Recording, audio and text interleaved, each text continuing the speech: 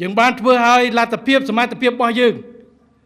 នៅបច្ចុប្បន្នយើងមានសមត្ថភាពគ្រប់គ្រាន់នៅក្នុងការការពារបូរណភាពទឹកដីរបស់យើងនេះគឺជាការពិតបច្ចុប្បន្នឆ្លើយតប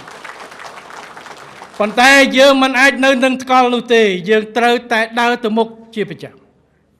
យើងផ្អែកទៅលើកិច្ចការងារនេះកំណែតម្រង់កងទ័ពត្រូវធ្វើជាបន្តទៀតហើយពន្លឿននៅក្នុងកិច្ចការដឹកនាំពង្រឹងទៅលើជ្រុងខ្លះ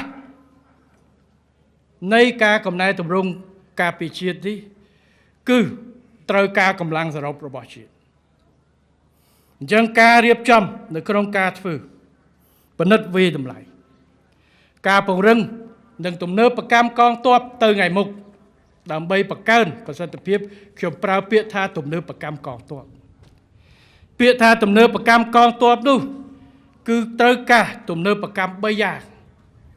ទំនើបកម្មរចនាសម្ព័ន្ធទំនើបកម្មការកសាងទុនធានមនុស្សនិងទំនើបកម្ម